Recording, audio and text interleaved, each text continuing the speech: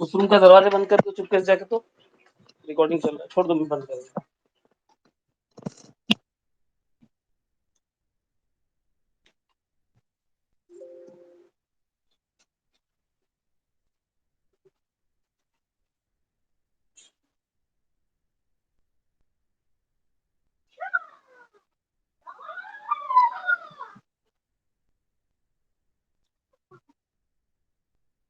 मना करो ना, शोर करना तब तो पक्का करेगा जानबूझ के। ठीक है,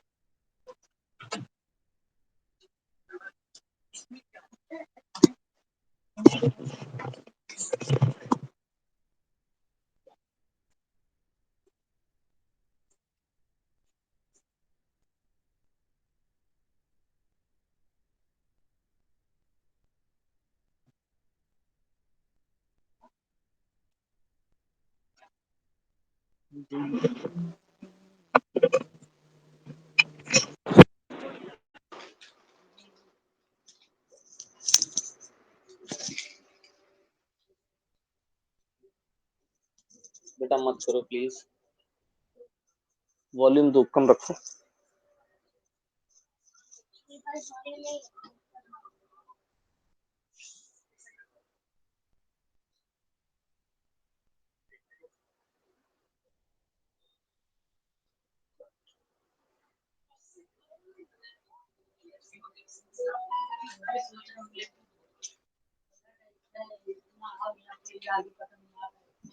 ये बात भी सही है, मतलब वही वही वही बात है ना। उस हिसाब से तो ठीक ही सोच रहे हैं, गलत नहीं सोच रहे हैं। उसका मेडिकल होना चाहिए और क्या। अगर पैसा है तो क्यों नहीं कराएंगे भाई, बिल्कुल कराएंगे।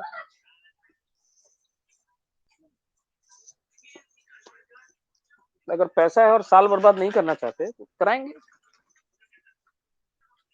और तो अच्छा अच्छा सेमी प्राइवेट मिल जाएगा उस उतने मार्क्स में।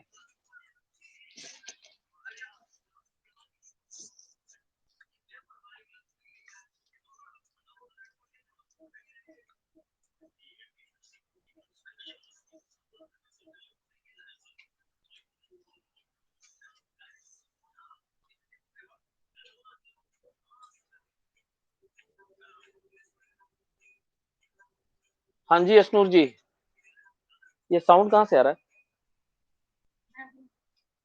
ये अरे तुम्हारी आवाज साफ नहीं आ रही है भाई। और श्री हार्दिक ये कहाँ है? हार्दिक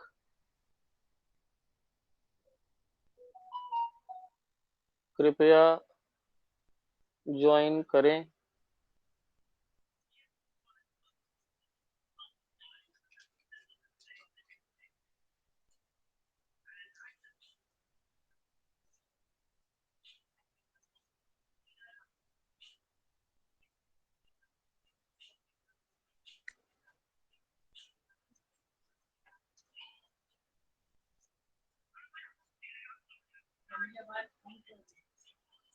ना भाई, जो उन लोगों को मना करो वो तो पक्का करेंगे।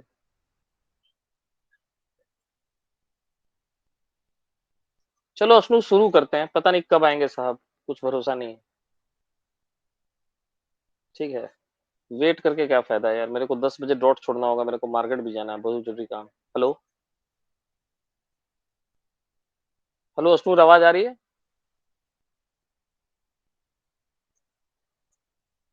सबका नेटवर्क खिला हुआ है यार। अशनूर मेरी आवाज आ रही है?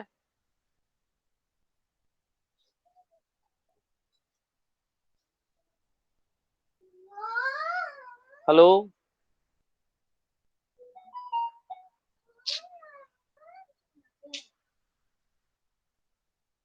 लो भाई साहब लेफ्ट।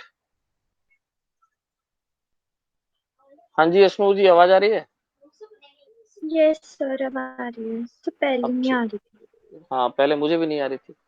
चलिए शुरू करते हैं, वो आएंगे जब आएंगे। सर मेरे को ना एक इंडक्टेंस। चीज बतानी थी। सर मेरा पेपर ना 19th को है, फिजिक्स का। वो थोड़ी सी डेट शीट में कंफ्यूजन थी। पहले कब बताया था तुमने?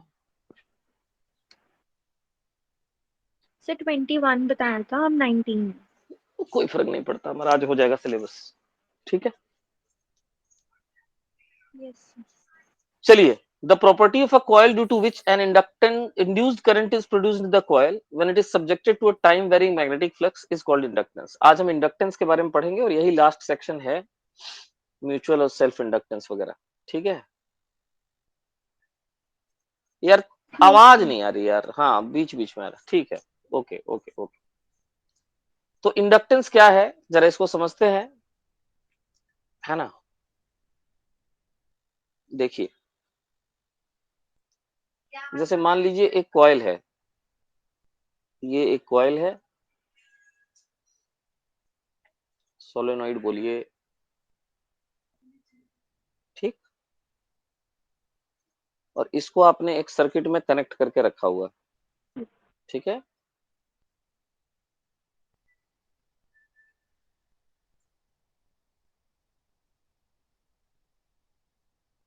Yes, sir. आगे साहब, क्या बात कर दी है, क्या साहब लेट हो गए साहब, हेलो। सर वो मेरे स्कूल से फोन आया हुआ था अभी, मैं बस वही कॉल पे था। अरे यार, बड़ा एक्टिव स्कूल है, रात में भी कॉल करता है। सर हमारे स्कूल की ट्रिप जा रही है ना, तो पूछ रहे थे कौन कौन आ रहा है। तो कहाँ जा रहे हो ट्रिप में?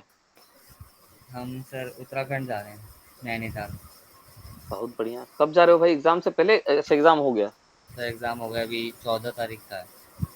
अच्छा, 14 तारीख का ट्रिप है। Yes sir. यार सही है यार। टीचर वीचर नहीं ले रहे साथ में? सब जाएंगे सर। हम भी चल सकते हैं साथ में उसी के पास, मुझे भी ले चलो यार, बड़े चलो। दिन से ट्रिप नहीं किया कोई। वो तो 4 दिन का है वो। चलो ठीक है, एंजॉय करो। देखो, तो सेल्फ इंडक्टेंस समझने के लिए पहले इस पिक्चर को समझिए। ये एक सर्किट के साथ एक कॉइल लगा हुआ है, ठीक है। तो एग्जाम से फ्री हो गया हार्दिक? Yes sir. ठीक है, बढ़िया है तब तो। तब जरा आप फोकस करो, इस बच्चे के भी सिलेबस जल्दी जल्दी हो जाए और थोड़ा इसकी प्रैक्टिस प्रैक्टिस भी हो जाए एग्जाम के पहले, ठीक सर है। हमारे प्री बोर्ड का बता दिया कब हो रहे हैं। वाह। नवंबर में लिव, प्री बोर्ड है, और हाँ पहले फिर दिसंबर में सेकंड प्री बोर्ड, और फिर फरवरी हाँ, में। तो ऐसा है ना, इधर पुश करके अक्टूबर तक खत्म कर लो, बिकॉज मैं आपको बता दूं 25 अक्टूबर से लेके मैं 15 दिन की लंबी छुट्टी देता हूँ, हमारा दिवाली छठ रहता है, यस सर। समझ रहे हो। So this is September right now, correct. Yes sir. तो 15 अक्टूबर बेटा मेरा डेडलाइन है सिलेबस खत्म करने का, सब समझ लो इस बात को अच्छे से, ठीक है। Yes sir. तो उसके बाद मैं 15 दिन की लंबी छुट्टी पे जाऊंगा, है ना। Yes sir. तो उससे Sir, पहले कोई है अफनूर? sir, actually 21st तक तो मेरे एग्जाम्स हैं। नहीं, तो तुम्हारे एग्जाम्स को हम ऑनर करेंगे यार। एग्जाम के बाद तो हम लंबी क्लास कर सकते हैं ना, हमारा मेजर जैसे ईएमआई खत्म होगा तो हमारा इलेक्ट्रोमैग्नेटिज्म खत्म हो जाएगा, उसके बाद सारे चैप्टर लंबे लंबे थोड़ी है अपार्ट फ्रॉम रे ऑप्टिक्स। उसके बाद ले Yes, देखे sir. टाइम रेड और रे ऑप्टिक्स में ही ज्यादा लगना है, और थोड़ा तुम लोग अपना नखरा कम करोगे तो और जल्दी हो जाएगा। मतलब जब we can have a class, right. थोड़ा सा एडजस्ट करना पड़ेगा तो कर Yes. लिया करो, और टालोगे तो फिर वो होगा 15 दिन का बीच में छुट्टी फंसेगा, फिर नवंबर में आके फिर कराऊंगा तब तो। मतलब 25 Yes, sir. अक्टूबर से लेके आप समझ लो 10th ऑफ नवंबर अप्रोक्सीमेटली, वहां तक मैं डिस्टर्ब रहूंगा थोड़ा, ठीक है। Yes sir. हाँ, तो इसलिए इसको पहले ही मैं एप्लीकेशन डाल दे रहा हूँ लीव की। मैं वैसे लीव अप्लाई नहीं करता, बट यही है, इसको ध्यान में रखिएगा, इसलिए जितना क्लास हो पाए कर लीजिए। अभी तो चलिए, आज ईएमआई खत्म करना है, पहला टारगेट यही है, 10 बजे से पहले 1 घंटा 20 मिनट है मेरे पास, मैं शुरू कर रहा हूँ, ध्यान से सुनिए।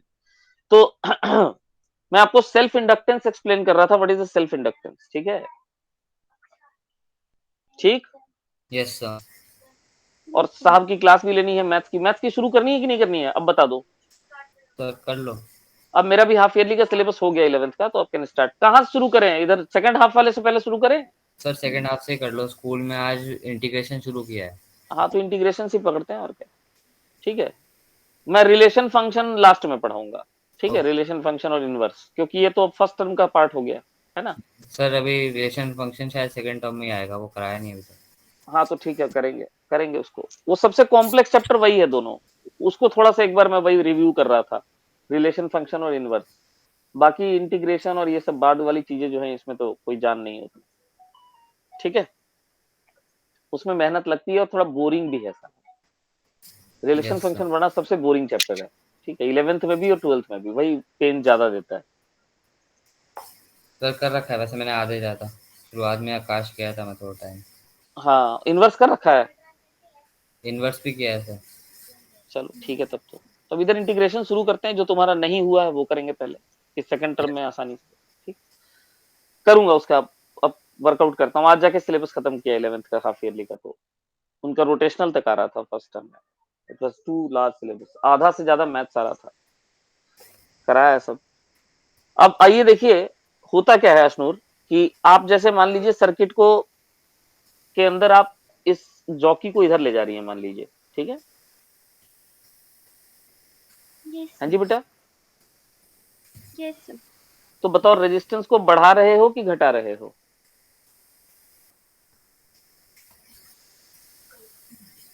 Are you sir increasing? Resistance तो बढ़ जाएगी ना? हाँ, क्या बोला, घट जाएगी कि बढ़ जाएगी? तो बढ़ जाएगी। कैसे बढ़ेगी, क्या बात कर रही हो? इधर ले जाओगी तो less of the resistance circuit में होगा ना, सर्किट में कौन सा रेजिस्टेंस है बताओ? सर्किट के इंक्लूडेड ये है ना, ये तो बेकार है इधर वाला। Yes sir. बिटिया which part of the register is in the circuit? ये वाला, करेक्ट, करेक्ट है ना? Yes sir. So this part is yes sir. Worthless, हाँ बिल्कुल ठीक है। तो रेजिस्टेंस को आप क्या कर रही यस। हैं यहाँ पे बताइए? डिक्रीज कर रही हैं, क्या कर रही कम हैं? कर दें। कम कर दें। तो बताइए करंट क्या होगा? बढ़ इंक्रीज होगा। जाएगा। करंट इंक्रीज होगा तो ऑब्वियसली कॉइल में भी करंट इंक्रीज होगा कि नहीं होगा? यस होगा। सर। कॉइल में करंट की वजह से एक मैग्नेटिक फील्ड होगा? होगा। Yes sir. उसकी फील्ड लाइन से फ्लक्स बना रही होंगी? Yes sir. बिल्कुल बना रही यस होंगी। अब बताइए मैग्नेटिक फील्ड समय के साथ बढ़ेगा कि घटेगा? ऑब्वियसली बढ़ेगा क्योंकि आई बढ़ रहा है। Yes sir. तो बढ़ेगा। बी बढ़ेगा तो फ्लक्स बढ़ेगा कि नहीं? Yes sir. बढ़ेगा। Flux yes sir. बढ़ेगा तो इंड्यूस्ड ईएमएफ पैदा होगा कि नहीं होगा? Yes sir. Yes sir. और ये इंड्यूस्ड ईएमएफ फ्लक्स के इंक्रीज को क्या करेगा? कम करेगा। कम करेगा। सब ठीक है, कम कर दिया। Try to decrease flux. Yes sir. तो इतना है ना, रजिस्टर की तरह इंडक्टर में करंट बढ़ाना आसान काम नहीं है। ऐसा नहीं कि स्विच ऑन किया तुरंत बल्ब जल गया। अगर आप रजिस्टर के साथ लगा दे एक बल्ब को तो बल्ब धीरे धीरे जलेगा, ठीक है, ठक करके नहीं जलेगा एकदम, ठीक है, it will become bright monotonically, right? Yes sir. And why so? Because the growth of current will be opposed by the inductor itself. Correct? Yes sir. An EMF will be induced in the coil and the polarity of the EMF is like this. Like it is sending current in the opposite direction. ये जो polarity मैंने बताई है ये induced EMF की बताई है. Are you getting it? Yes sir. This will send current towards the left. I mean, it will send current in anti-clockwise sense. जबकि सेल करंट भेज रहा है क्लॉकवाइज सेंस में। बोलो सही है? Yes sir. अशनूर जी बोलिए। Yes sir. Now tell me, अगर मैं इस वेलोसिटी को जॉकी के ऑपोजिट कर देता तो क्या होता? दैट मींस अगर मैं रेजिस्टेंस को बढ़ाता तो क्या होता? आई घट जाता। आई घटता तो फ्लक्स घटता, यस सर। तो उस केस में पोलैरिटी ऑफ इंड्यूस्ड ईएमएफ क्या हो यस। जाएगी बताइए? चेंज हो जाएगी। Yes sir. कहानी समझ में आई? Yes sir. चलिए आगे बढ़ते हैं, पढ़ते हैं। तो इसको बड़ा कर लीजिएगा आप लोग, ये पूरा दिखेगा पीडीएफ में, चिंता मत कीजिए जब बड़ा करिएगा, ठीक है। The property of a coil due to which an induced current is produced in the coil when it is subjected to a time varying magnetic flux is called inductance. In general inductance की बात करिए, हम self inductance की बात नहीं कर रहे। अभी जो मैंने आपको पूरा प्रक्रिया बताई सेल्फ इंडक्टेंस का है। सेल्फ इंड्यूस्ड ईएमएफ, कॉइल ने अपने अंदर ही एक इंड्यूस्ड ईएमएफ पैदा कर लिया जो खुद के ही करंट के ग्रोथ को अपोज कर रहा है। Are you getting my point? Yes sir. So when the induced EMF is induced in itself due to opposition of its own current, right, that will be known as self induced. और यही अगर मान लीजिए इधर कोई coil है, उसके वजह से इसके अंदर अगर इंड्यूस हुआ तो उसको हम दूसरे तरह से बोलेंगे, उसको म्यूचुअल इंड्यूस्ड ईएमएफ बोलेंगे, ठीक। इन जनरल इंडक्टेंस की परिभाषा क्या है? तो किसी भी कॉइल की वो प्रॉपर्टी जिसके वजह से उसके अंदर इंड्यूस्ड करंट या इंड्यूस्ड वोल्टेज पैदा हो जाए, जो कि तब पैदा हो जब उसका मैग्नेटिक फ्लक्स टाइम के साथ क्या कर रहा हो, चेंज कर रहा हो। उस प्रॉपर्टी को हम क्या कहते हैं? Inductance. Inductance. For a closely wound coil of N turns magnetic flux linkage. अब मैग्नेटिक फ्लक्स लिंकेज मैंने पहले आपको बताया हुआ है। फ्लक्स लिंकेज टोटल जो कॉइल के साथ होता है, that is denoted by phi. Phi को फ्लक्स टर्न बोलते, फ्लक्स पर टर्न बोलते हैं। फाई हुआ फ्लक्स पर टर्न। लेकिन अगर आपको पूरे कॉइल का फ्लक्स लिखना है तो आपको नंबर ऑफ टर्न्स को मल्टीप्लाई करना पड़ेगा, तो इसको बोलते हैं फ्लक्स लिंकेज। अरे हाँ तो बोलो। यस। ये बी जो लिखा हुआ है बहुत बड़ा लिख दिया गया है, ये इतना बड़ा बी नहीं लिखने की जरूरत है, इसको थोड़ा छोटा लिखना होगा, क्योंकि ये जो है बेसिकली बताता है कि मैग्नेटिक फ्लक्स की बात कर रहे हैं अपन। सही है? Yes sir. यस। ठीक।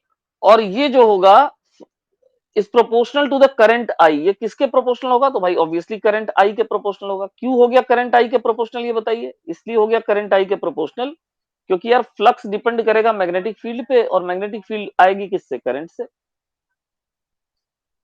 ठीक। Yes sir. यस। तो किसी भी कॉइल का फ्लक्स लिंकेज को हम सम कांस्टेंट इनटू करंट लिख सकते हैं। बोलो हाँ या ना? Yes sir. वेयर के is a constant of proportionality. ठीक है? करेक्ट। यस। इस आधार पे, इस आधार पे हम उसकी ईएमएफ, इंड्यूस्ड ईएमएफ, जो कि हम फैराडे लॉ में बहुत पहले पढ़े हुए हैं, N into d phi B by D t के जगह पे क्या हम K into d I by D t लिख सकते हैं? ठीक। Yes sir. इसी के को हम कहते हैं इंडक्टेंस, और इसकी यूनिट होती है हेनरी। के को क्या बोला जाता है? इंडक्टेंस। और इसकी एसआई यूनिट क्या होती है? हेनरी। हेनरी। हेनरी को डिनोट करते हैं कैपिटल एच से। किससे डिनोट करते हैं? Capital H.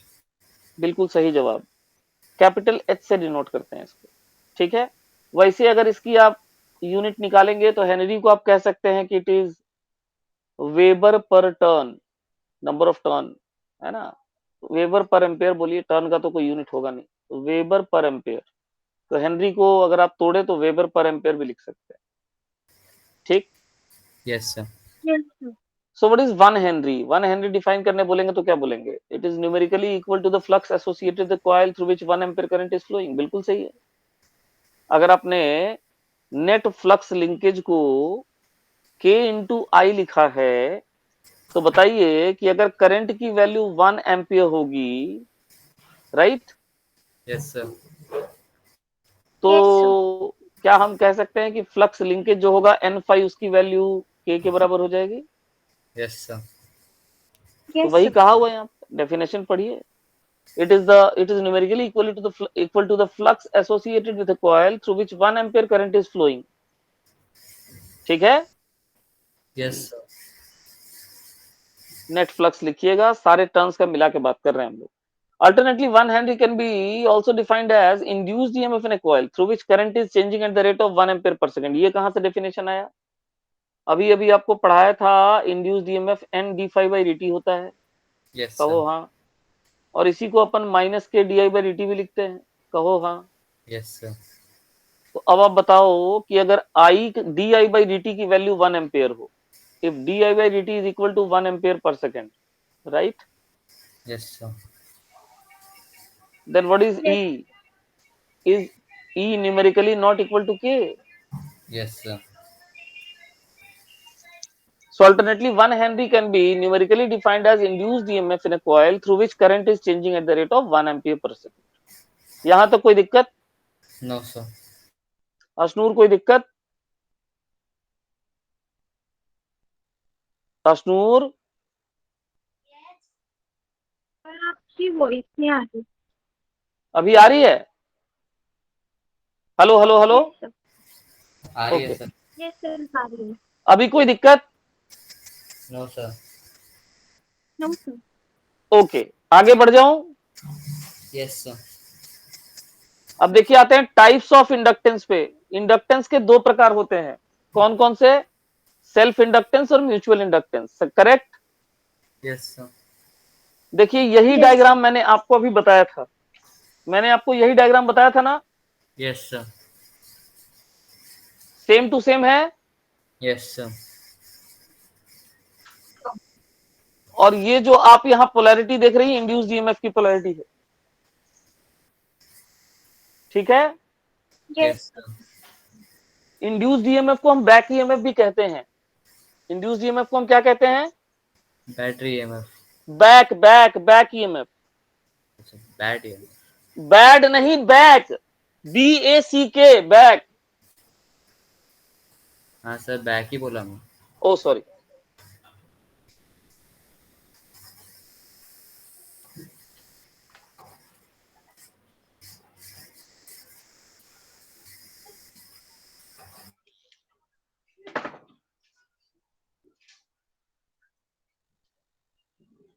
हाँ एक सेकेंड।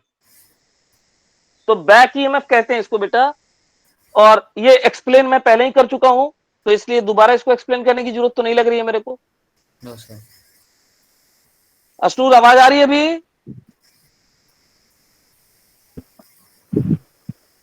लड़की अपना कनेक्शन ठीक कर यस तू सर, आ पहले। रही। हाँ, मेरा कनेक्शन बिल्कुल टनाटन है, सर कमजोर आपको नहीं रहता। आ रही आवाज?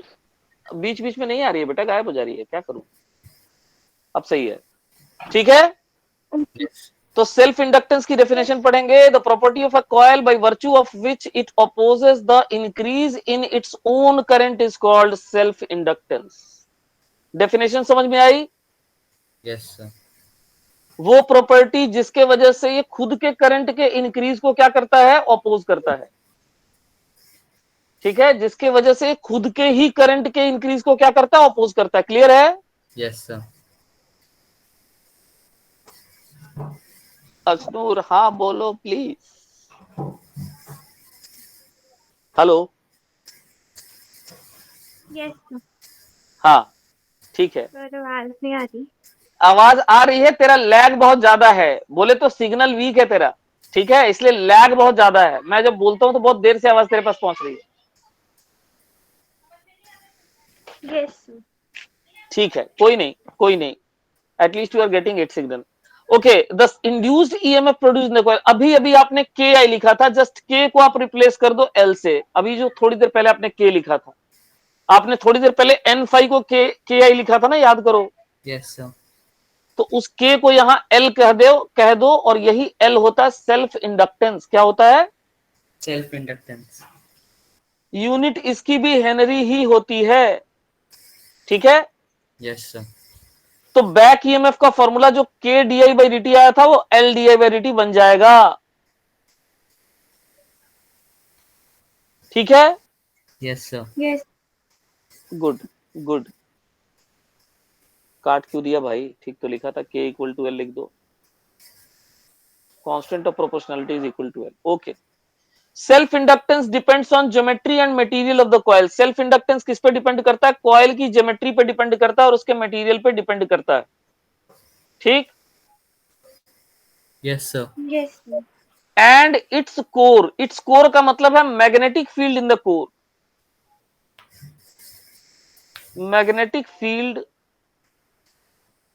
मटेरियल इन द कोर बोलिए। मैग्नेटिक फील्ड तो ज्यादा तभी होगी जब मटेरियल फेरोमैग्नेटिक टाइप्स होगा, तो मटेरियल ऑफ कोर आप बोलिए। अगर हवा है तो एयर कोर होगा, और अगर अंदर में हवा ये फेरस रॉड वगैरह डाल के रखा है तो फिर उस तरह का बिहेवियर हो जाएगा उसका।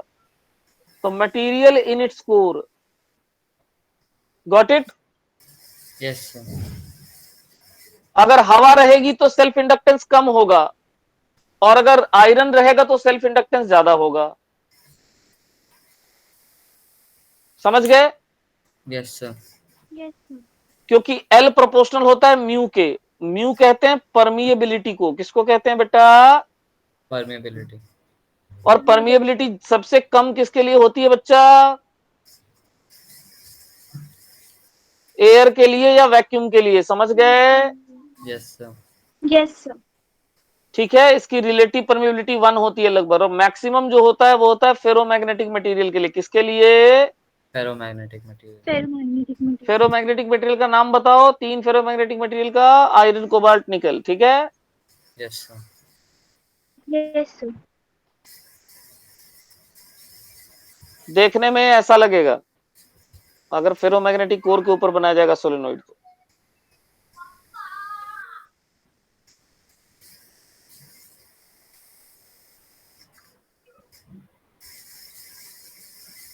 करेक्ट? Yes sir.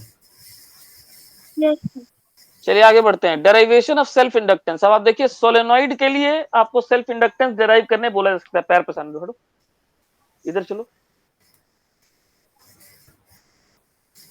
सोलेनोइड देखिए बहुत सिंपल सी डेरिवेशन है, मैं आपको बताऊं। आपको डेरिवेशन में कुछ नहीं करना है, आपको शुरुआत लेके चलनी है N phi equal to L I से, जो कि आपको बेसिकली याद रखना ही है because it is the definition. हाँ या ना? Yes sir. अब बताइए Yes, फाई का मतलब क्या होगा? फाई का मतलब होगा B into A, magnetic field into area. Correct? Yes sir. yes, क्यों भैया मैग्नेटिक फील्ड इंटू एरिया? क्यों? क्योंकि हम बात करते हैं थिन एंड लॉन्ग सोलेनोइड की। हम किसकी बात करते हैं? Thin and long solenoid. thin and long solid. हमें ऐसा ही सोलेनोइड पढ़ना है जो थिन एंड लॉन्ग है, इन्हीं की बात हम ज्यादा करते हैं। तो अगर थिन एंड लॉन्ग सोलेनोइड की बात करेंगे तो उसके अंदर जो मैग्नेटिक फील्ड लाइंस है अपने, वो ऑलमोस्ट यूनिफॉर्म फील्ड को रिप्रेजेंट करते हैं। बोलिए हाँ या ना? Yes, sir. तो बी हर जगह कांस्टेंट होगा कि नहीं होगा? Yes sir. Yes, sir. Area of cross section तो सेम ही है, तो एक टर्न का फ्लक्स हुआ बी ए, तो एन टर्न्स का फ्लक्स कितना हो जाएगा? एनबीए। एन बी ए। एरिया वेक्टर Yes, जो है sir. वो इसी डायरेक्शन में है जिधर फील्ड है। तो बी डॉट ए अगर आप लेती भी हैं तो उसकी वैल्यू बी ए कॉस थीटा ही होगी। कॉस थीटा का मतलब कॉस 0 ही होगा, कॉस 0 का मतलब 1 ही होगा। तो फ्लक्स जो होगा वो बी ए के बराबर होगा, तो एन टर्न्स का फ्लक्स एनबीए के बराबर होगा। बोले ठीक है? Yes sir. Yes, sir. अब बी कहां से आया? बी आया है सोलेनोइड का। सोलेनोइड का बी कितना होता है? Mu not into N, N. छोटा वाला इंटू आई होता है। Yes sir. अरे बोलो ना। Yes sir. Yes, ठीक। sir. Yes sir. Yes, small sir. N को क्या लिखते हो? स्मॉल एन को लिखते हो number of turns per unit length into I into A. I I दोनों तरफ काटने के साथ ही आपको एल की वैल्यू मिल जाएगी। L is equal to mu not into N square A by L. Did you get the derivation? Yes sir. Yes, ये सोलेनोइड का है। ठीक है, देखिए यस। गौर करिए, एल जो है वो म्यू नॉट के प्रोपोर्शनल है। L is proportional to what? Mu naught. तो अगर आप आयरन रॉड डालेंगे तो उसकी रिलेटिव परमिबिलिटी ज्यादा होगी, राइट? अगर यस। देखिए दूसरा मटेरियल रहेगा, ये तो फॉर एयर कोर हुआ ना। अगर एयर कोर है तब तो म्यू नॉट लिखेंगे ना आप, या वैक्यूम है तो, है कि नहीं? Yes sir. yes, नहीं तो आप म्यू लिखेंगे वहां पे। इन जनरल अगर बात करेंगे तो आप लिखेंगे mu N N square A by L है, इन अदर मीडिया, समझिएगा। और दूसरे मीडियम का जो म्यू होता है उसको क्या लिखते हैं हम लोग? हम लिखते हैं mu relative multiplied by mu naught. बोलिए सही है? Yes sir. आयरन रॉड का म्यू yes, sir. रिलेटिव ज्यादा होगा बीइंग फेरोमैग्नेटिक। ठीक है, यस सर। तो अगर मटेरियल रहेगा कोर में तो फॉर्मूला ये लगाना है। कोर में अगर मटेरियल रहेगा तो फॉर्मूला लगाना है mu not into mu relative N square A by L. याद रहेगा? Yes sir. अब इन तीनों Yes, चीजों sir. को अगर हम लोग एक साथ ले आए तो हम कह सकते हैं self inductance inversely proportional to length होगा, self inductance directly proportional to number of turns का स्क्वायर होगा, self inductance directly proportional to area होगा। बोलिए समझ में आया? Yes sir. Yes, sir. I mean area of cross section. अब आइए सर्कुलर कॉइल का निकालते हैं। ठीक है, अगेन सर्कुलर कॉइल का निकालेंगे तो यहां लिखेंगे स्मॉल। देखिए बार बार मैं स्मॉल क्यों लिख रहा हूं, आप इस बात को समझे। आप पहला स्टेप लिखोगे n phi equal to Li, चलिए उसमें कोई दिक्कत नहीं है। उसके बाद आप n phi की जगह लिखेंगे b इंटू एरिया, इसमें भी कोई दिक्कत नहीं है भाई साहब, बिल्कुल सही है। सर्कुलर कॉइल बना दिया आपने, करंट I हो गया, नंबर ऑफ टर्न्स n हो गए, मैग्नेटिक फील्ड जो हो गया वो b होगा ही होगा, है कि नहीं? Yes sir. Yes sir. Area vector भी बाहर की तरफ होगा, तो दोनों पैरेलल हो गए तो कोई दिक्कत ही नहीं है ना, थीटा 0 हो गया। यस इसके आगे जो है वो क्या है समझिएगा जरा। b को आप लिखते हैं म्यू नॉट इंटू ni/2r। अब ये किया है आपने एक चमत्कार। चमत्कार क्यों बोल रहा हूं मैं इसको, क्योंकि भाई ये फॉर्मूला तो सेंटर की फील्ड का होता है ना, किस फील्ड का होता है? सेंटर। सेंटर। तो आप ये मान रहे हैं कि पूरा का पूरा कॉइल ऑलमोस्ट सेंटर के आसपास ही है, तभी तो आपने फील्ड ऑलमोस्ट हर जगह इतना ही ले लिया, ठीक है। So if the entire coil is concentrated very near to the center such that we can apply the magnetic field at center there, then we can say that the coil must be very small. अरे बोलो। Yes sir. B is almost uniform as coil is small. B almost uniform होगा और centre वाला होगा अगर coil बहुत छोटा हो। बोली समझ में आ गई मेरी बात? Yes sir. यस। तो डेरिवेशन तो हो गया ना, फिर आई काट दीजिए और क्या। ये देखिए आई कट गया, यहां से एल की वैल्यू निकाल दीजिए, एल का वैल्यू निकालिएगा तो आपका डेरिवेशन आ जाएगा। ये देखिए ये आएगा। कोई दिक्कत? No sir. नो अशनूर कोई दिक्कत? No sir. पक्का? Yes sir. तो इसके केस में सेल्फ इंडक्टेंस आर यानी रेडियस के डायरेक्टली प्रोपोर्शनल है, अगेन एन स्क्वायर के डायरेक्टली प्रोपोर्शनल है, और बस, और म्यू के तो है ही है। सही है? Yes sir. क्वेश्चन पढ़िए। Solenoid is cut into two parts, what factor it's self inductance will change. आइए मैं पहले आपको बताता हूं कि सोलेनॉइड जो है उसकी सेल्फ इंडक्टेंस किस किस तरह से वेरी कर सकती है। देखिए सोलेनॉइड का सेल्फ इंडक्टेंस अभी थोड़ी देर पहले आपने लिखा है mu not into N square A by L. बोलो हाँ या ना? Yes sir. यस। हाँ, जो इस लड़की ने नोट्स लिखा उसने स्मॉल एल और कैपिटल एल में बहुत थोड़ा सा अंतर छोड़ा है, तो उसको मैं स्पष्ट करने के लिए दोबारा लिख रहा हूं। अच्छा, इसी को ऐसे लिख सकते हैं क्या, mu not into small N square A into L. Yes sir. Small N का मतलब होता है capital N by L, correct? Yes sir. Yes sir.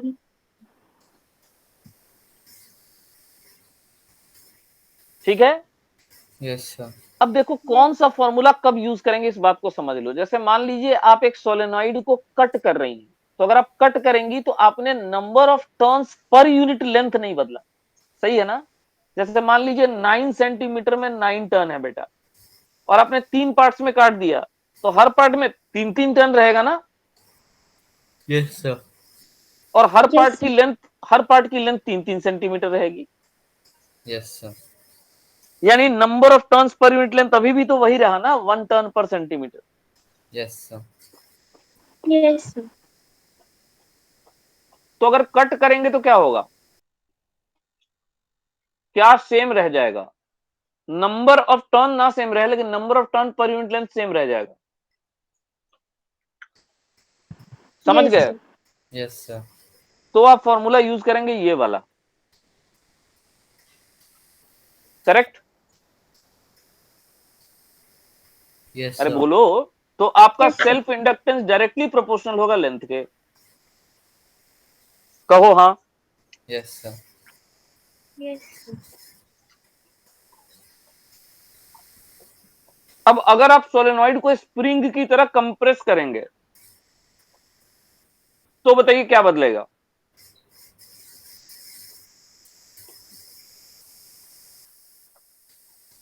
Number of turns per unit length बदलेगा कि नहीं बदलेगा, बताइए। Yes sir. टर्न उतने ही रह गया, लेंथ आधा हो गया। Yes sir. तो अगर आप इलोंगेट या कंप्रेस करते हो तो उस कंडीशन में आपका number of turns per unit length बदल जाता है, लेकिन एन सेम रहता है, हाँ या ना? Yes sir. तो आप ये वाला फॉर्मूला यूज करेंगे फिर, करेक्ट। Yes sir. और Yes, उस sir. हालत में आपका self inductance inversely proportional to length होगा। बोली Yes, सही sir. है? Yes, yes sir. सर। तो अपनी बुद्धि विवेक से फैसला लेंगे। अब बताइए, फर्स्ट केस वाला डायरेक्टली प्रोपोर्शनल हो गया, तो दो पार्ट में बांटोगे, लेंथ आधी हो गई तो सेल्फ इंडक्टेंस हाफ हो जाएगा। फर्स्ट केस का आंसर बोलिए, होगा कि नहीं Sir. होगा? Yes sir. Yes, sir. Second case में बताइए, सेकंड केस का आंसर क्या होगा बताइए?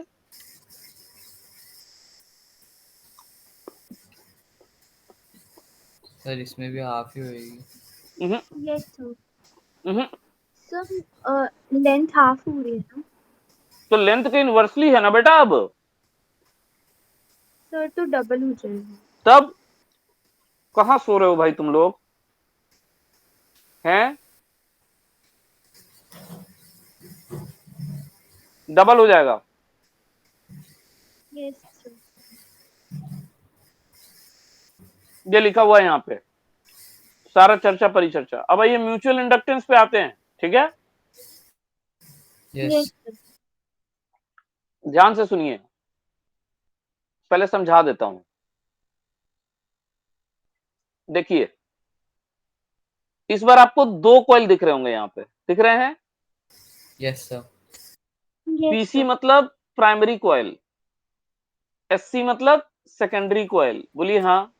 Yes sir. Yes, primary coil का रेजिस्टेंस क्या कर रहे हैं? decrease. डिक्रीज कर रहे हैं, दिख रहा है ना? Yes sir.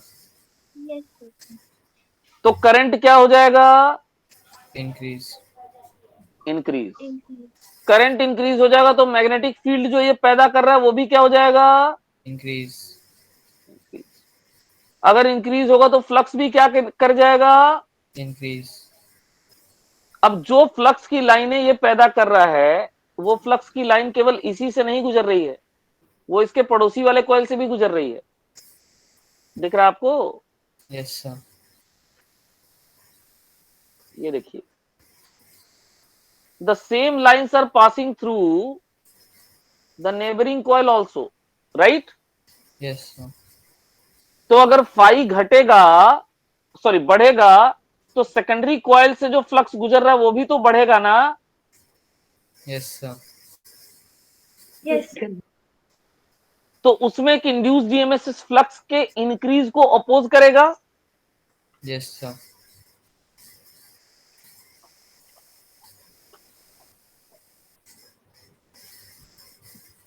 तो वो उल्टे डायरेक्शन में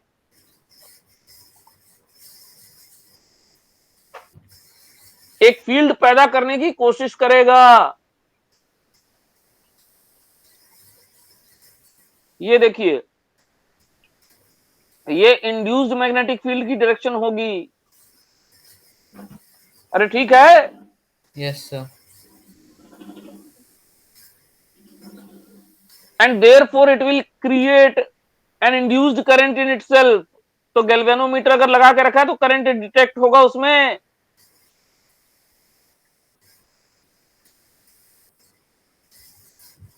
Ashnoor, your voice is not coming. Sir, अब आ रही है? अब आ रही है। Yes. ये समझ में आया? Yes sir. Yes, sir. अब डेफिनेशन पढ़िए। The property of a coil by virtue of which it resists any change in its flux due to change in current in neighboring coil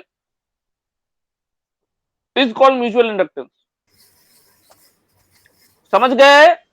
yes sir. Yes, sir. Induced EMF खुद में पैदा कर लिया। क्यों कर लिया? क्योंकि पड़ोस में जो कॉइल रखा हुआ है उसके वजह से इसका फ्लक्स चेंज हो रहा है। ठीक? Yes sir. Yes, sir. तो करंट बदल रहा है प्राइमरी का, लेकिन ईएमएफ इंड्यूस हो रहा है सेकेंडरी में। ठीक? Yes sir. Yes, sir. तो ये प्राइमरी कॉइल हो गया, ये सेकेंडरी कॉइल हो गया, और म्यूचुअल इंडक्टेंस जो होता है वो पेयर ऑफ कॉइल का होता है, of pair of coils.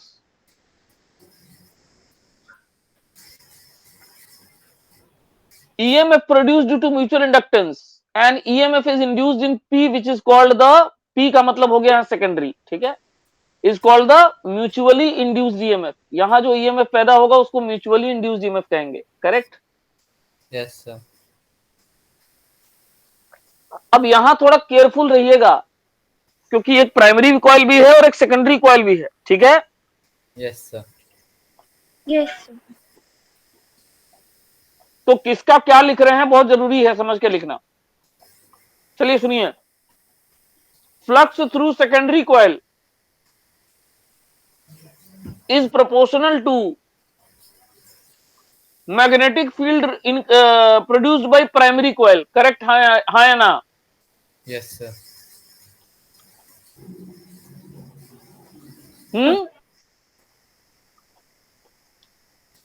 Yes sir. अरे बाबा, flux of secondary is proportional to magnetic field of primary. Yes sir. Sir और प्राइमरी का मैग्नेटिक फील्ड उसके खुद के करंट की वजह से आएगा कि नहीं आएगा? Yes sir. Yes sir So what have we learned?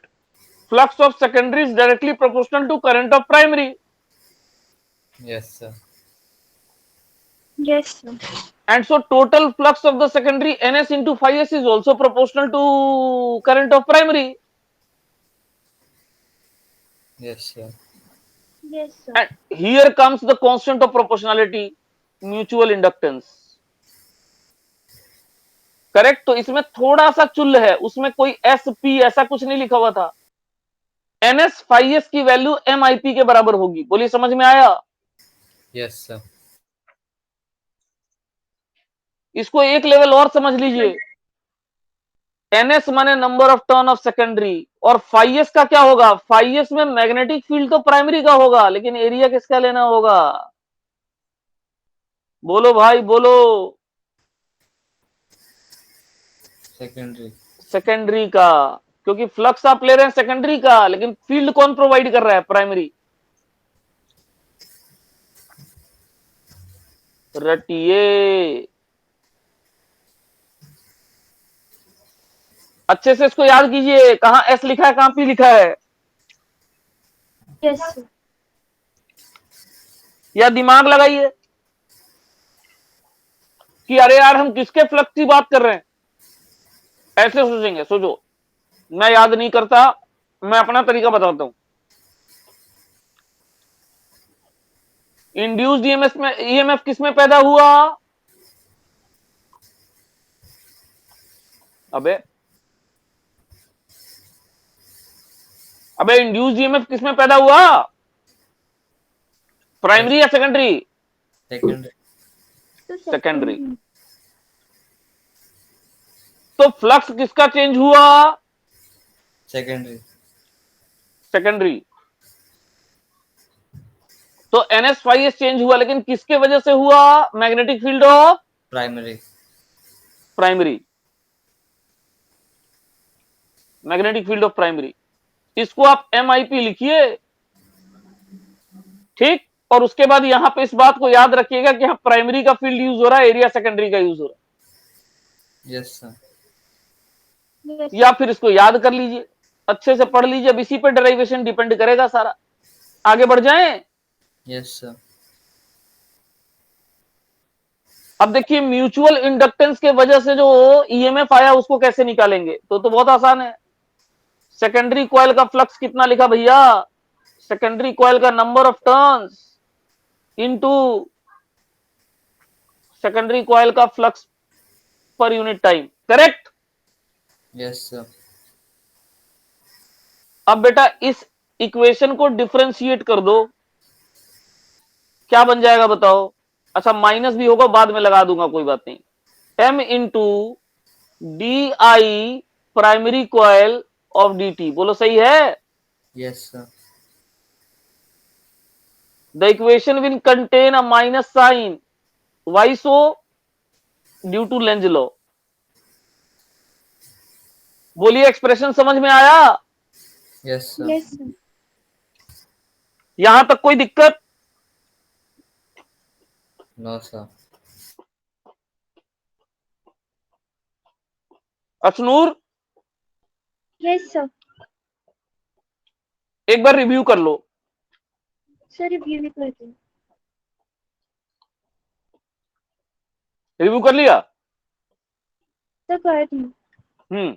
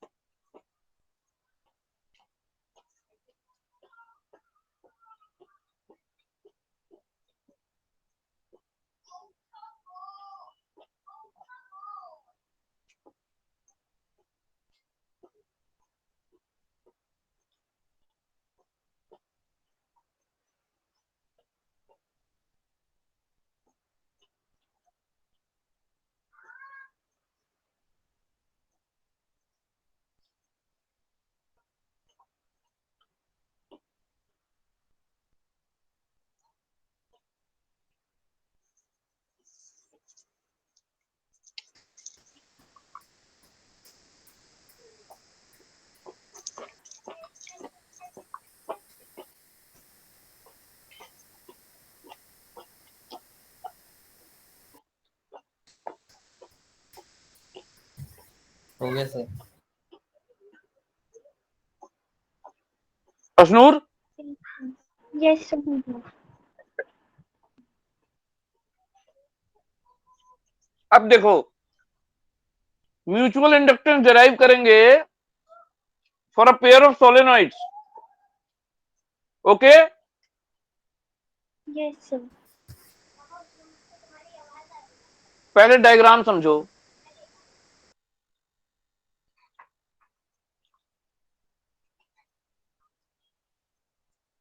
यहां एक छोटा बच्चा जो हर क्लास डिस्टर्ब करता है, भाग यहां से।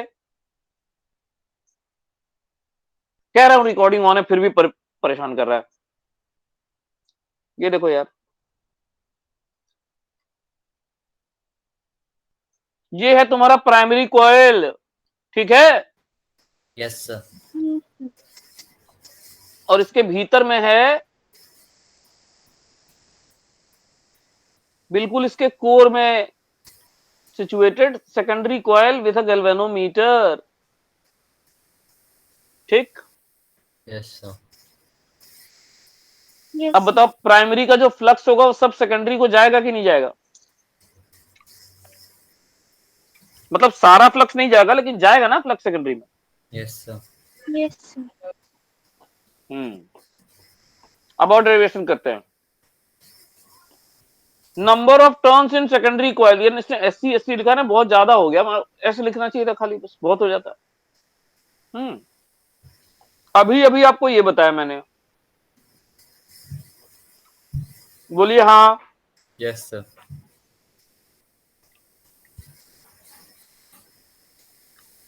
फाइव को लिखेंगे बीपी इंटू एएस, बोलिए हाँ। Yes sir. Yes sir. अब बीपी को कितना लिखेंगे? तो है तो सोलेनॉइड ही ना, यस तो सर। लिखेंगे mu not into number of turns by length of primary into area of secondary. ओ ये कहां से आ गया? रुको रुको, पहले भी तो फील्ड लिख रहे हैं ना। Yes sir. तो म्यू नॉट एन आई होता है, तो ये आईपी आ गया। बाहर में एएस पड़ा हुआ है, एम आईपी इधर भी है। अब बोलो आईपी एपी कट गया? Yes sir. Yes sir. बोलो अशनूर, क्या आया म्यूचुअल इंडक्टेंस का formula? Mu naught into NS into NP into as by LP. LP. तो कोई हमेशा याद रखना, mutual inductance area of secondary पे डिपेंड करेगा, और पेरीमीटर कह लो या लेंथ कह लो, ऑफ प्राइमरी पे के इनवर्सली होगा। ये याद रहेगा ना? बाकी नंबर ऑफ टर्न्स दोनों का प्रोडक्ट है, तो उनपे तो आप ऐसे ही आपको दिख रहा है साफ साफ कि एनपी एनएस के प्रोडक्ट पे डिपेंड करेगा। Am I clear? Yes sir.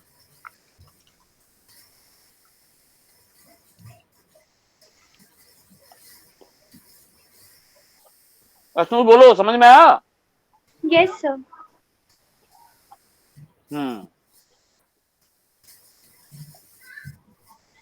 यही फॉर्मूला डिराइव करके दिखाया मैंने उधर, ठीक है। Yes sir. 2 Yes, मतलब sir. सेकेंडरी कॉइल, 1 मतलब primary coil. Okay. Yes sir. Yes, sir. अब आइए पेयर ऑफ सर्कुलर कॉइल्स। देखिए ये कौन सा कॉइल है? सेकेंडरी। सेकेंडरी। Secondary. और एक सेकेंड, बहुत शैतानी कर रहा है, जानबूझ के शोर कर रहा है, जान रहा रिकॉर्डिंग चल रहा है फिर भी कर रहा है। इतना दुष्ट इंसान हो गया ना ये, इससे अच्छा तो स्कूल ही भेज देती इसको, कम से कम थक के तो आता।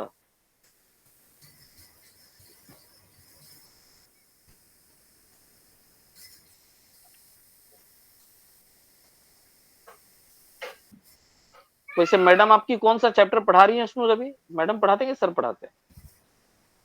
Sir, क्या? स्कूल में क्या पढ़ा रहे हैं? सर स्कूल में अभी तो सर ने लास्ट ईयर चैप्टर फिनिश कराया था, उसके बाद तो एग्जाम स्टार्ट हो गया। कौन सा चैप्टर? सर यही इलेक्ट्रोमैग्नेटिक इंडक्शन। अच्छा अच्छा अच्छा, ओके।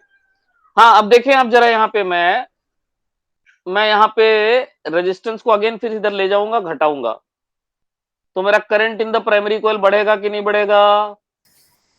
बढ़ेगा। Yes sir.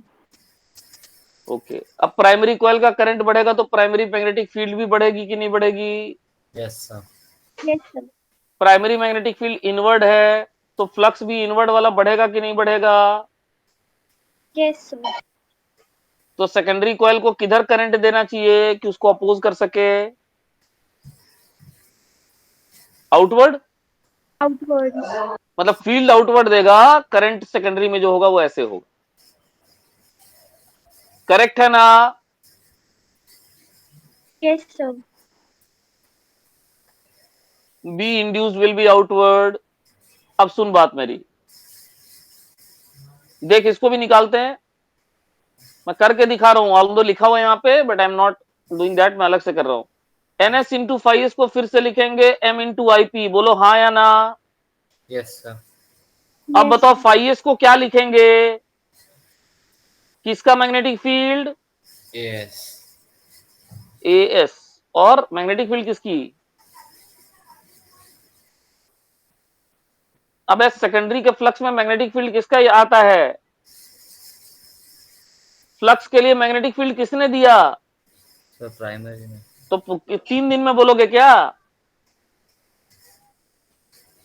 सही बात है। प्राइमरी के फील्ड को बताओ कितना लिखेंगे? सर्कुलर कॉइल है तो mu naught into NP into IP divided by क्या नाम है, 2 आरपी।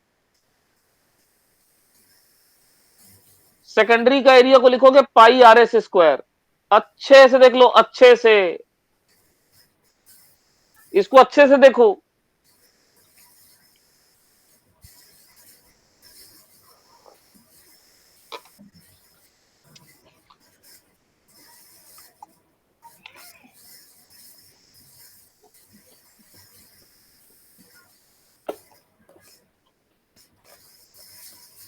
देख लिया? Yes sir. Yes sir. अब ये कब एप्लीकेबल होगा? जब आपका सेकेंडरी कॉइल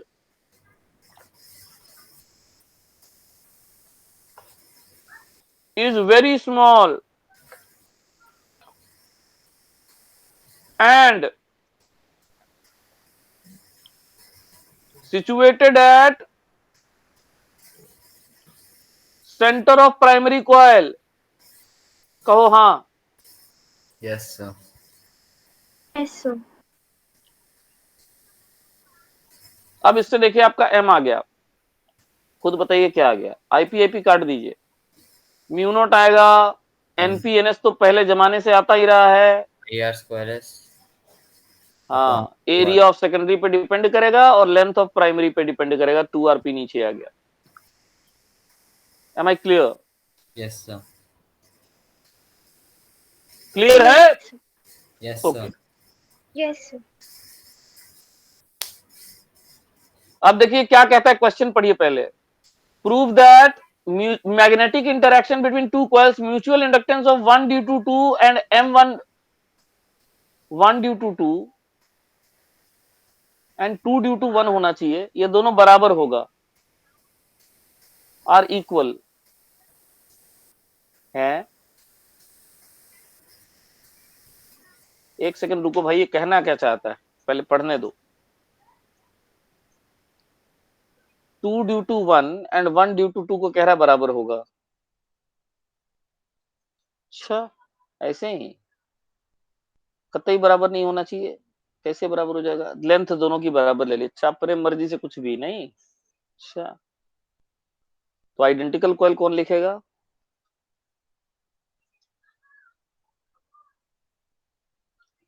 M21 M21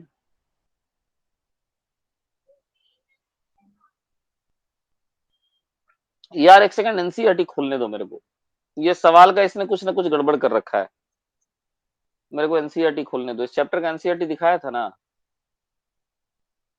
होना तो चाहिए इसी में। इसने कुछ ना कुछ तो सवाल में गड़बड़ कर रखा है, तो जब मैं खोलूंगा तो मेरे को पता चलेगा कि एक्चुअली सवाल है क्या। 2 मिनट रुक जाओ।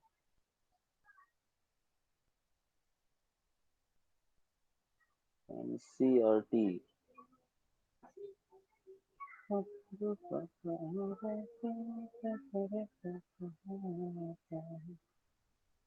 ये सब तो मैंने करा दिया। इंडक्टेंस, हाँ म्यूचुअल इंडक्टेंस, रुक जाइए, ये तो हमने कर लिया। अच्छा, इसको number of turns per unit length के हिसाब से लिख दे क्या? N1 N2 इंटू एल पाई R1 स्क्वायर, ठीक है लिख देंगे, वो तो कोई बात नहीं। पाई R1 स्क्वायर R2 स्क्वायर बराबर कब किए वो ये बताओ।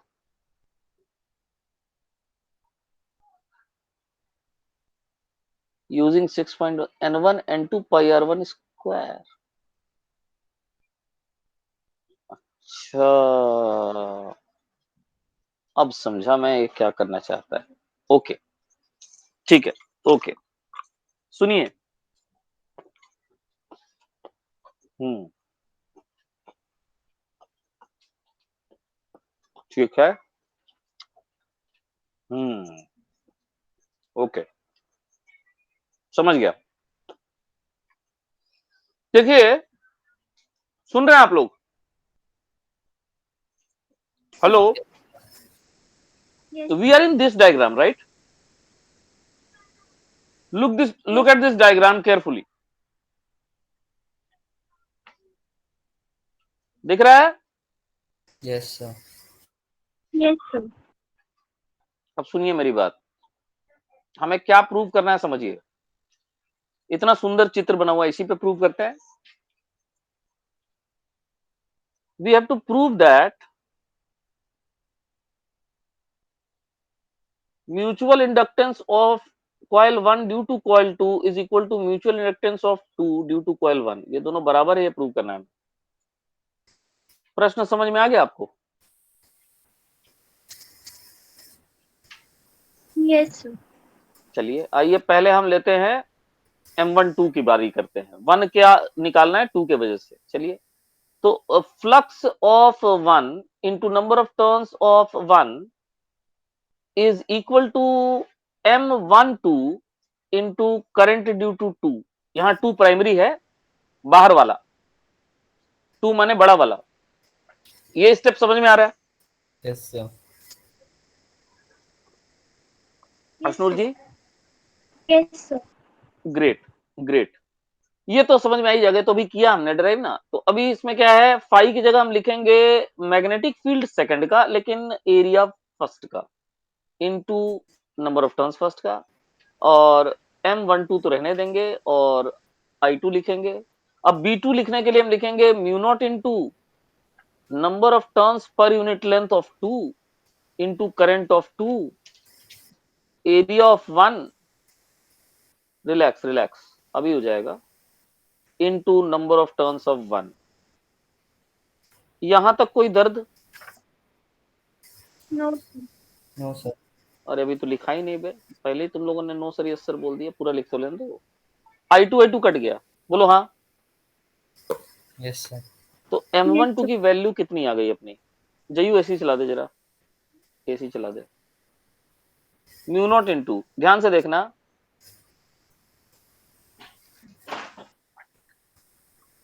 अगर इसको हम कन्वर्ट कर दें L1 से डिवाइड कर, चलो पहले जो आया वो लिखते हैं, नहीं तो बोलोगे क्या करते जा रहे हो, कुछ समझ में आ नहीं रहा है, झूठ मूठ का पढ़ाते जा रहे हो। जो बचा वो लिख दिया सारा? Yes sir. Yes sir. अब मेरे भाई मैं इसको L1 से डिवाइड करने वाला हूं, तो मैं मल्टीप्लाई भी करूंगा, फर्ज बनता है। Yes yes sir. Sir. Ultimately what I'm having is mu naught into n1 into छोटा n2 into area of 1 into length of 1. This is my M12. I hope it is clear. Yes sir. Yes correct है शनूर? बहुत बढ़िया बेटा, बहुत बढ़िया। अब हम आ रहे हैं डेरिवेशन ऑफ M21 पे। तो इस बार हम फ्लक्स लेंगे सेकंड वाले का, ऑब्वियसली नंबर ऑफ टर्न्स उसी के लेंगे, और यहां हम M21 लिखने वाले हैं, और ऑब्वियसली इसके लिए जिम्मेवार होगा फर्स्ट कॉइल। ठीक? Yes sir. Yes sir. अच्छा, अब सेकंड का फ्लक्स का मतलब एरिया तो सेकंड का होगा, लेकिन ये फील्ड कौन दे रहा है बताइए? ऑब्वियसली फर्स्ट वाला देगा। Yes sir. अशनूर जी हाँ की अभिलाषा, थैंक यू सो मच। अब B1 जो होगा अंदर वाले का फील्ड, वो होगा mu naught into N1 into I1, correct? Yes sir. Area 2 का होगा, नंबर ऑफ टर्न्स भी 2 के होंगे, और M21 लिख दिया हमने यहाँ पे। क्या हमने यहां तक सही लिखा है? Yes sir. नहीं, हमने गलत लिखा है। अब आप खुद देखिए कि गलती कहां है और ढूंढ के निकालिए।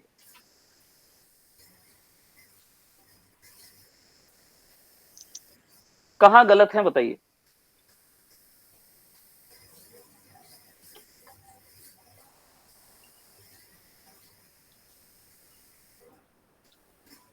गलती यहां पे है, एरिया में।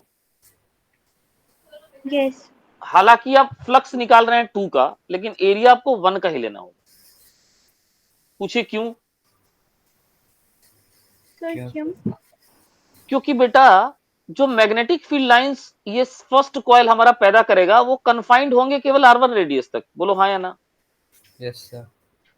पूरे एरिया यस को सर। तो एक्सपोज ही नहीं करेंगे ना। आप समझ रही हैं? Yes sir. जब बड़ा वाला पैदा कर रहा था फ्लक्स, तो हमने एरिया इसलिए लिया क्योंकि वो स्मॉल कॉइल उसके एक्सिस के पास था, तो हमने स्मॉल कॉइल का एरिया लिया कि भाई जितना फ्लक्स एरिया, देखिए जितना एरिया में फ्लक्स रहेगा मैग्नेटिक फील्ड लाइंस, उसी का एरिया लेंगी ना आप। Yes sir. मैं आपको यस सर। अलग तरीके से समझाता हूं, और मैं आपको बिल्कुल समझा दूंगा, इसकी गारंटी है। ये देखिए, ये है एक एरिया, आप समझ रही हैं मेरी बात? Yes sir. इस एरिया की वैल्यू बेटा जी मान लीजिए कि 2 है, एरिया 2 है ये, ठीक? Yes sir. और जो अंदर में इसके है एरिया 1, वो ये है। और मैग्नेटिक फील्ड लाइंस केवल एरिया 1 तक ही कन्फाइंड है, इससे बाहर magnetic field lines are not present whatsoever, कुछ भी नहीं है। अब मेरे को आप ये बताइए, what flux will you right through area A2? It is magnetic field of 1 into area of 1 obviously, because this area is meaningless. अरे बोलो बाबा। Yes sir. Yes sir. इसीलिए यहां भी एरिया 1 का ही लिखना होगा। हाँ, नंबर ऑफ टर्न्स आप लिख सकती हैं, क्योंकि सभी टर्न्स को इतने एरिया में फ्लक्स मिलेगा। आप समझ रही है मेरी बात को? यस अरे सर। क्लियर? हाँ, तो भाई साहब ये समझिए, यहीं पे सारा झोल झाल हुआ है। इसका एरिया 2 है और इसका एरिया 1 है। अब आइए वापस आते हैं अपने डेरिवेशन पे। चलिए डेरिवेशन पे आ गए हम लोग। अब बताइए क्या मिल गया आपको? I1 तो कब का कट गया, बचा क्या बताइए? What is M21? Come on tell me. Mu naught N1 N2 छोटू नॉट N1 एन। और बड़ा वाला N2 into area of yes 1। बोलिए हाँ या ना। Yes sir. यस। इसको अपन L2 से मल्टीप्लाई डिवाइड करेगा। L2 से मल्टीप्लाई डिवाइड करते ही हमें क्या मिल गया बताओ? हमें M21 की वैल्यू मिल गई। Mu naught into Chhotu N1 Chhotu N2 into area of 1 into length of 2। बोलो हाँ। बड़े N2 से डिवाइड होगा ना अरे बड़े L2 का मतलब क्या हुआ? सर? जो N2 है उससे डिवाइड होगा ना L2 से। अरे लिखा तो वही है ना मैंने, डिवाइड कहीं भी डाल दूं क्या फर्क पड़ेगा? ले भाई यहाँ खिसका के यहाँ कर दिया। मतलब मैं यहाँ लिख देता तो क्या गलत हो जाता हार्दिक? सर मुझे लगा सिर्फ अब उसके नीचे लिख। ब्रिलियंट स्टूडेंट ऑफ मैथमेटिक्स वही रहेगा मामला भाई मेरे। चल ठीक है अभी संतुष्ट। Yes sir. अब ये बराबर दोनों कब होंगे? ऑब्वियसली तब बराबर होंगे जब L1 और L2 दोनों का लेंथ L के बराबर होगा, जो कि यहां डायग्राम में दिख रहा है। दिख रहा है ना Sur ji? Yes sir. For L1 equal to L2 equal to L, M12 must be equal to M21। Length बराबर होने चाहिए तब ये बराबर हो जाएगा। देखिए ऐसा है ना, ये डायग्राम दे दीजिए है और 4 ऑप्शन दे दीजिए कि इस डायग्राम के हिसाब से बताओ ए M12 is equal to M21, M12 is greater than M21, M12 is less than M21। कोई न्यूमेरिकल नहीं बस। और चौथा लिखिए डेटा इनसफिशिएंट। बन गया फर्स्ट क्लास क्वेश्चन जिसमें 90% लोग फंस जाएंगे, समझ नहीं पाएंगे क्या हो रहा है। ठीक। Yes sir. तो यस। ये वहां कॉपी से नहीं लिखने का, ये इधर से लिखने का। इसको मैंने साफ सुथरा तरीके से लिख के भेज दिया। अब आइए आगे बढ़ते हैं।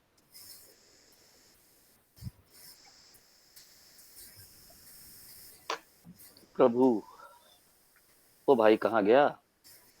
अरे कहाँ से खुलेगा भाई? अच्छा, पुरानी यादें ताजा कर देता है ये, बिल्कुल पीछे जाता है बिल्कुल। चलो ठीक है।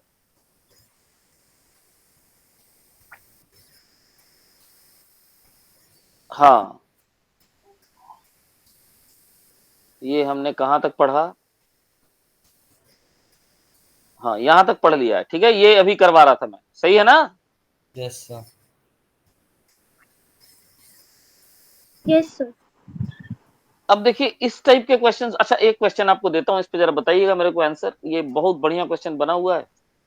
देखिए ये एक स्क्वायर कॉइल है, दिख रहा है सबको? Yes sir. और इसके अंदर एक और स्क्वायर कॉइल है, और इस स्क्वायर कॉइल का लेंथ L है और इसका लेंथ कैपिटल L है, ठीक है। Yes sir. Small L is yes. Very very less than capital L. सवाल ये है कि द म्यूचुअल इंडक्टेंस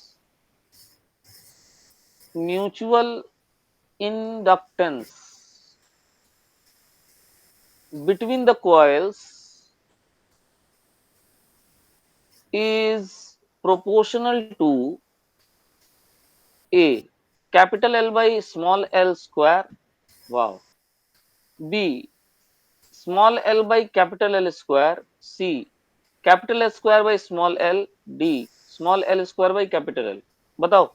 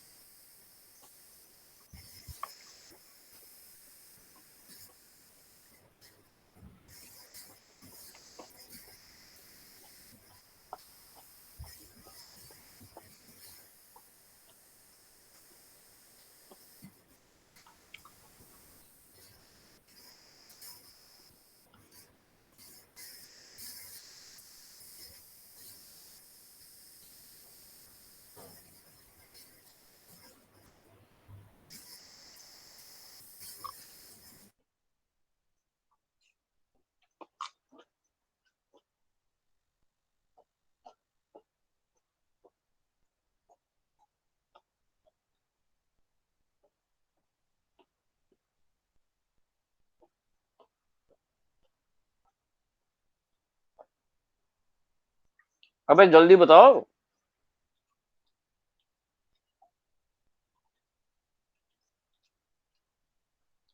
सो गए क्या?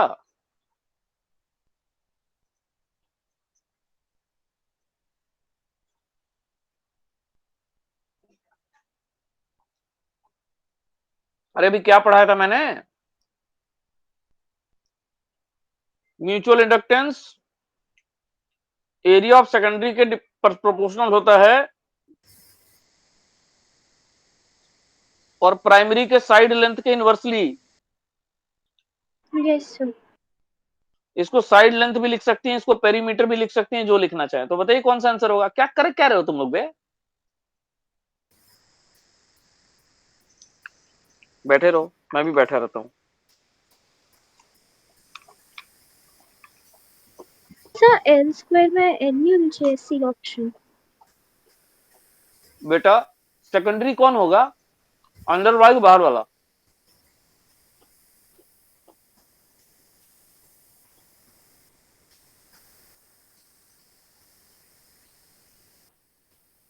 अरे जनरली अंदर वाला ही तो होता है ना, जो सेंटर पे कॉन्सेंट्रेटेड होता है। Yes sir. Yes sir. D होगा। सही है। Yes sir. Yes sir. चलो ये क्वेश्चन देखो, पहले देखो फिर समझाता हूं। करंट डिक्रीज कर रहा है एट द रेट ऑफ, ये एट द रेट ऑफ लिखा हुआ है, जो जलेबी जैसा आकृति दिख रहा है इसको मैं ठीक करूंगा।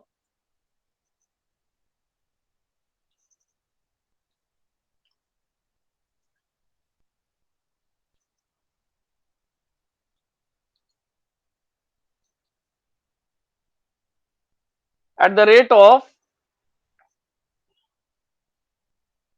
0.5 एम्पियर पर सेकंड। तो आपको बताना है वीए माइनस डीबी कितना होगा। क्वेश्चन पढ़ लिया यस सर। है? Yes sir. अब जैसे किरचॉफ लॉ लगाते हो वैसे लगाओ। ए से चलेंगे, बी पर जाएंगे, ठीक है? Yes sir. तो ए से चलेंगे तो पहले हाथ में लिखेंगे वीए। Yes sir. फिर हम मिले रजिस्टर को, सॉरी इंडक्टर को। इंडक्टर का पोटेंशियल ड्रॉप होता है एलडीआई बाई डी टी। क्या होता है? L D I by D T. Sign convention same resistance वाला। साइन कन्वेंशन कौन सा? रेजिस्टेंस। रेजिस्टेंस वाला। अगर करंट के डायरेक्शन में जाएंगे तो, नेगेटिव।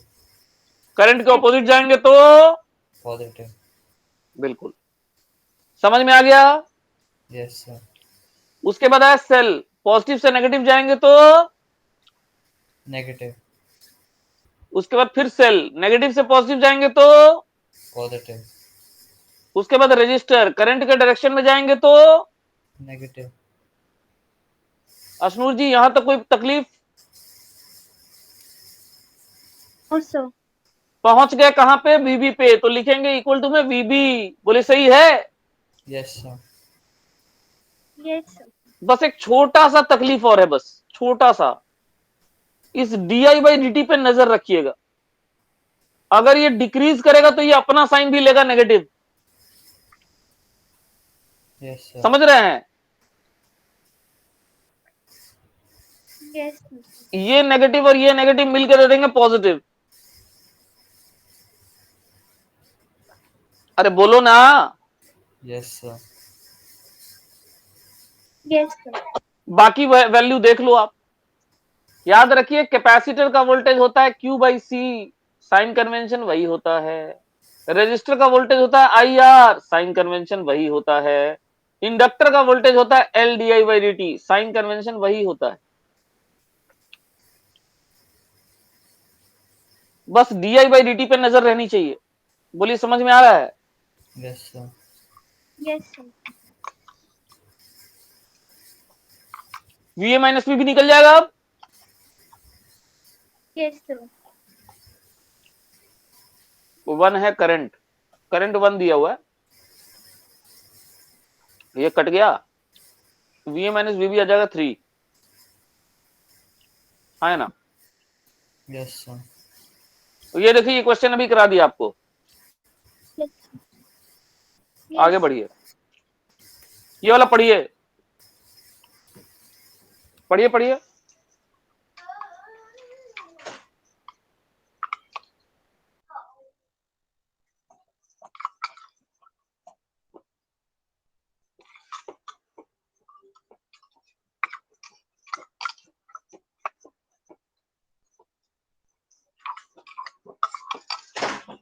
पढ़ लिया?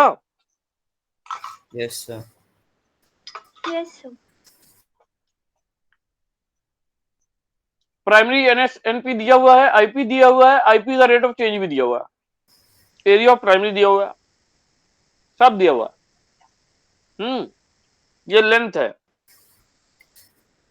सेल्फ इंडक्टेंस मत समझ लीजिएगा, सेकेंडरी में निकालना है, सही है?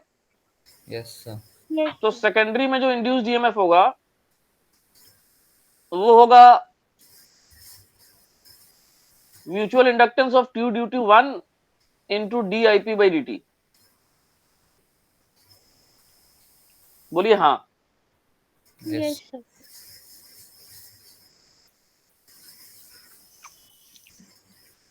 तो पहले आप mutual inductance of secondary in primary को अच्छे से समझ लीजिए। आइए इसको अलग से वर्कआउट कर लेते हैं। इसका मतलब हमारा NS फाइव एस लिखना होगा हमें, और उसको MSP इंटू IP के बराबर लिखना होगा। अरे बच्चों हाँ या ना कुछ तो बोलो यार। Yes sir. Yes sir. याद रखिए जिसमें इंड्यूस होता है ना उसी का नाम पहले आता है और उसी का फ्लक्स यहां लिखना होता है।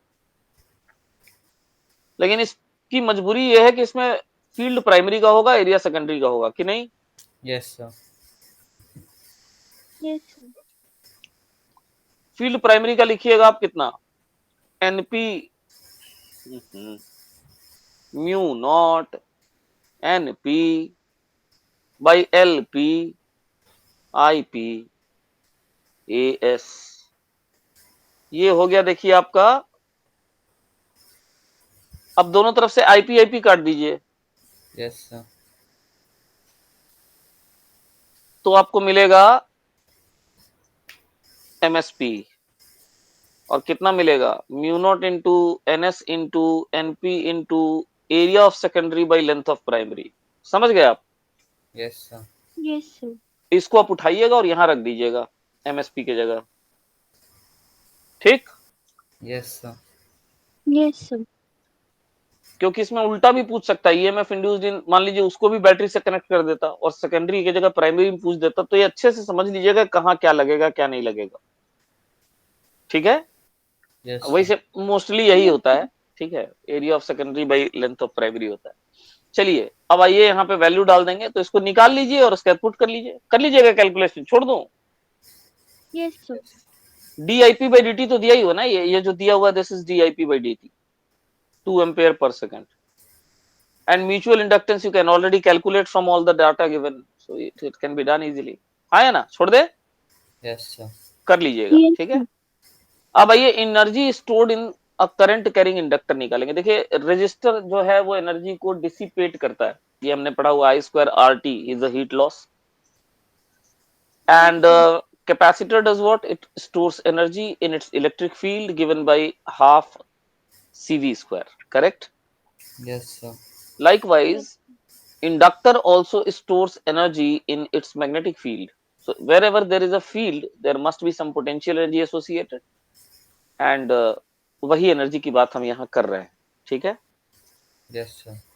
the self induced EMF is also called back EMF as it opposes any change in a current carrying circuit।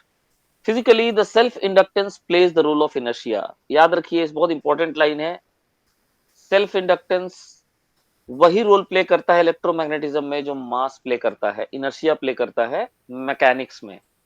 ठीक, यस सर।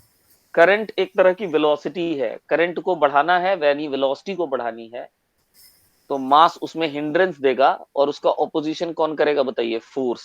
मैं कुछ क्वांटिटीज यहां लिख रहा हूं जिनका डायरेक्ट पूछा जाता है कि ये मैकेनिक्स में किसके आइडेंटिकल है।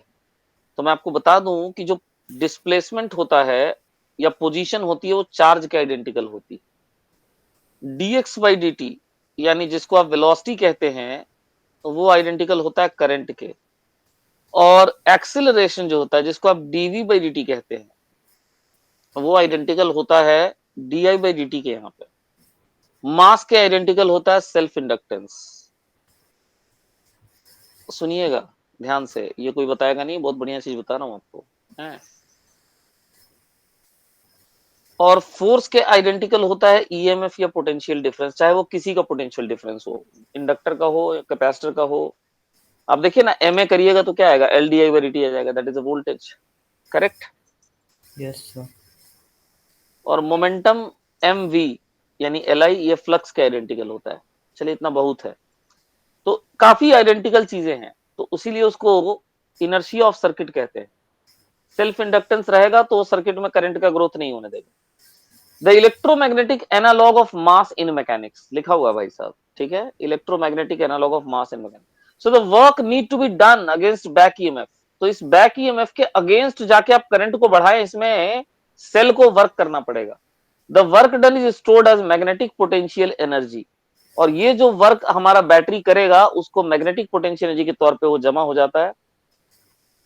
For the current I at an instant in a circuit, the rate of work done is dw by dt। अब देखिए, मान लीजिए सर्किट में किसी क्षण करंट जो है I है, तो जितना वर्क डन हो रहा है वो किसके अगेंस्ट हो रहा है बताइए, वो जो VL वोल्टेज है उसी के अगेंस्ट हो रहा है ना।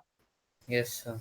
तो जो पावर आप खर्च कर रहे हैं, electrical power spent, electrical power spent, that is dw by dt, and that is what, that is inductor के अक्रॉस जो भी वोल्टेज होगा into di by dt। am I correct? Sorry, into I। इसमें कोई दिक्कत? No sir. No sir. तो इसको यहां से उठाइए, उसके बाद डायरेक्ट आप आ जाइए यहाँ पे। अब देखिए, इंडक्टर के वोल्टेज को हम L D I by dt लिख सकते हैं, इंडक्टर के अगेंस्ट जो सेल अप्लाई कर रहा है, इतना ही करेगा ना। Yes sir. Yes sir. तो अब आप एक काम करिए, आप dt dt दोनों तरफ से उड़ा दीजिए, dw को आप लिख दीजिए एल आई डी आई, लिख सकते हैं क्या?